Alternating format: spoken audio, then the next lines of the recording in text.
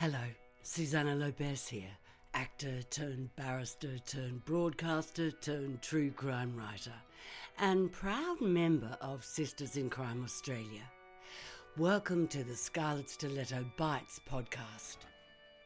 For over 30 years now, Sisters in Crime Australia has supported our women crime writers, both true crime and fiction, and some criminal literary talent has been unearthed. Among many awards, there's an annual prize for short crime fiction, the Scarlet Stiletto Awards. And for those of you who prefer your stories by ear, in 2023 we commenced this podcast series, Scarlet Stiletto Bites, to celebrate the Sisters' 30th anniversary.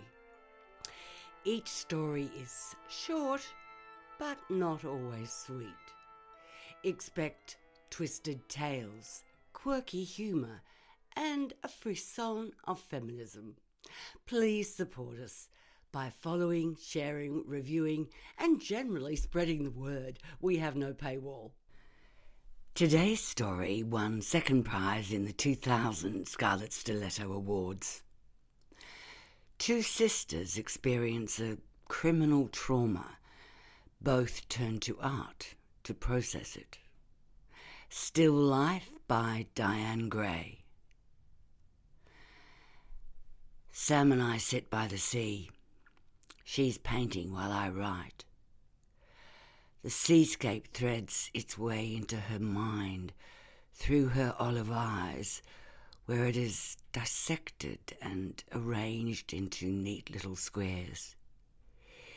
It washes through her arm, and with a twist of her wrist it finds life on the canvas. I tell her it looks nothing like the ocean, and she advises me knowingly that it never did. I turn my head to one side, hoping to see what she has seen. She asks me what I'm doing, and I tell her I'm thinking about the enormous amount of money the gallery paid for her work, The Stalker. She casts an eye over my page and tells me if I am determined to get him off my chest by constantly writing about him, I should at least use a pen with ink in it and not introduce the story with a feeble line like, Sam and I sit by the sea. She tells me that I should move on, and if I had used my artistic talents on him, like she did, then I would be over the whole thing by now. I sweep my hand across the page like a wave across sand and ask her how she would tell the story. She scratches her cockleshell ear with the butt of her paintbrush and whispers, "The scariest part was when the meat cleaver hit his head and bounced off his skull like it was made of petrified wood." I gag and tell her she is brutal. We sit in silence for half an hour while I think. The scariest part was when the meat cleaver hit his head and bounced off his skull like it was made of petrified wood. He let out a half scream, half moan. Sam had hit him from behind and he fell to one side of me, half turning his head in horror to see where the strike had come from. I look back to Sam, who is sweeping her brush through a cherry-coloured palette.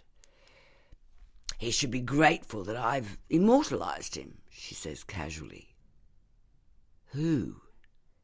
"Him," she says, inadvertently flicking her paintbrush in my direction. A red teardrop flicks from her brush and drops onto the centre of my page. "We agreed never to talk about him again. We made a pact," I remind her while I pretend to busy myself with writing. "Well, you're the one who's writing about him." "But I'm not talking about him," I insist, as I try to wipe the paint from my page.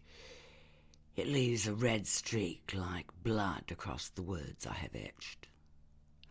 A salty breeze brushes my face and Sam faces the wind to spit a stray hair from the corner of her mouth.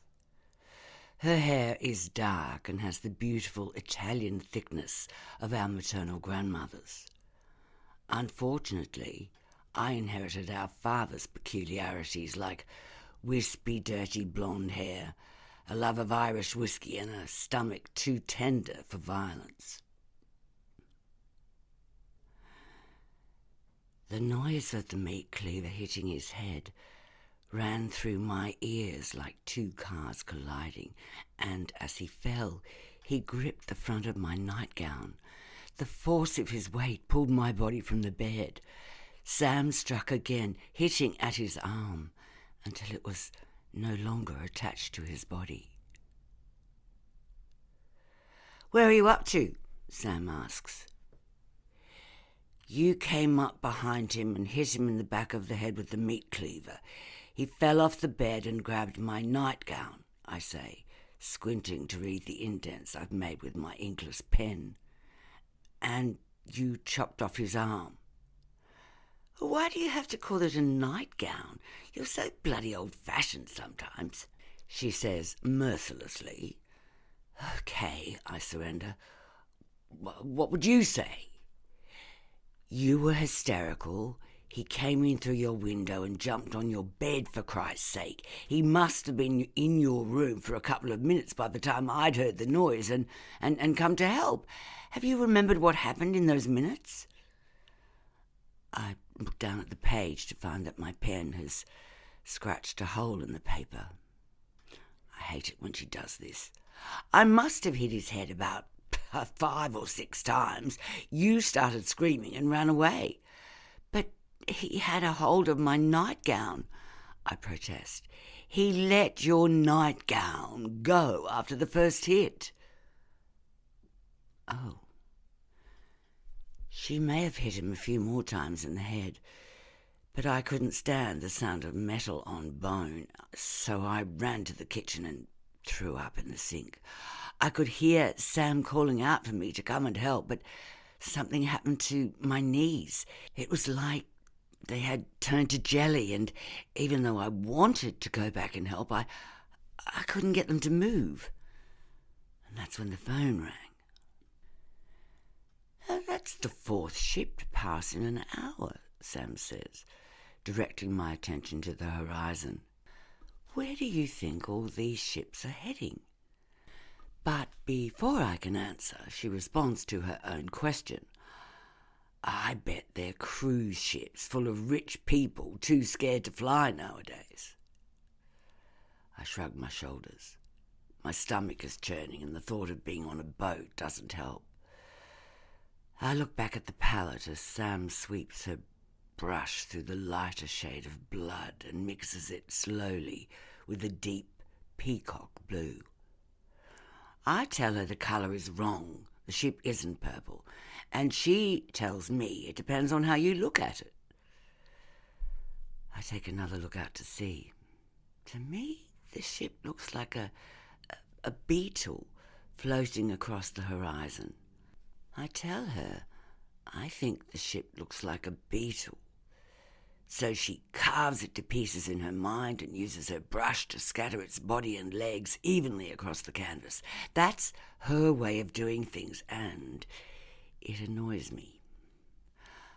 "Why do you have to dissect everything?" I asked, confused as to why she doesn't paint things the way I think they should look. "Why don't you just forget about scratching the story onto the page and write it with that special red ink I made you?" she parries. I stared at the phone. It rang 4 times before the answering machine killed the bell. Sam's recorded voice sounded so cool and calm on the message compared to the Sam with the meat cleaver in my bedroom. Our mother's voice broke through the madness. I know it's late, but I can't sleep, and I thought, "Oh, well, Sam, are you there? Di? I'll hang on for a couple of seconds in case you've heard the phone and are crawling out of bed, okay?" "Okay, I'll call in the morning." The message ended with 3 beeps that were out of time, with the sound of the meat cleaver that was now connecting with bare floorboards. I rested my forehead on the cutting board to take hold of my nerves and felt the cold, wet juice of the tomato Sam had been chopping up for her regular midnight snack. She often prepared insomnia meals, leaving me to clean up the mess in the morning. Sam is a night person. I prefer morning. It's always been that way, and that's why our mother knows she can call it midnight and find a friendly voice waiting, and I guess that's how Sam came to my rescue.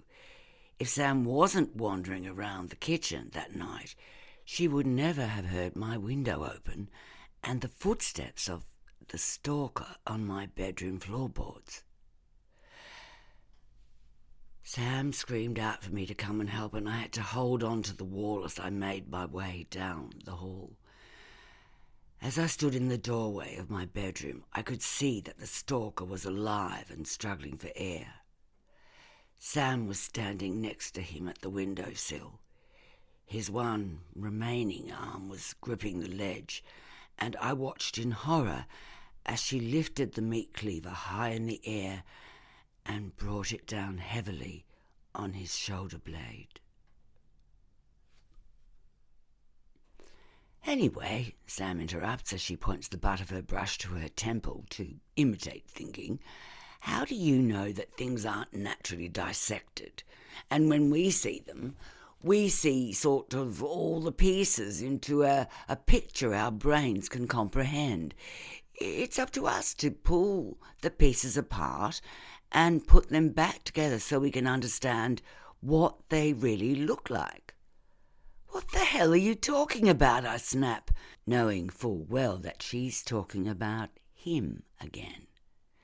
You asked me why I dissect everything, she retorts, pointing her chin at her incomplete painting. I breathe out heavily without verbal response, as if the answer, like her red ink jibe, is too obvious for reply. Sam has always painted in squares, and to me it looks like pieces of pictures that have been chopped up and shuffled through her mind like playing cards.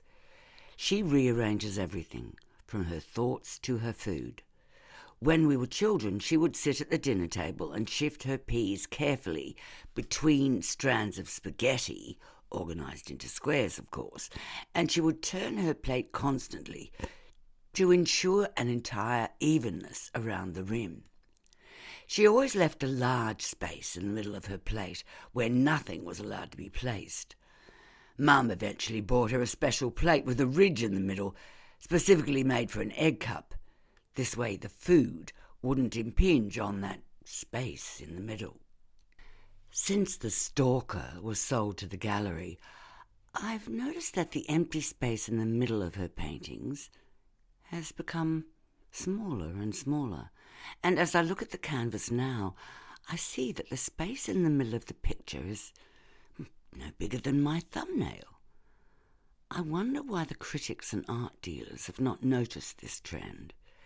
They've always maintained that the space in the centre of her work reflects the desire to maintain an inner energy.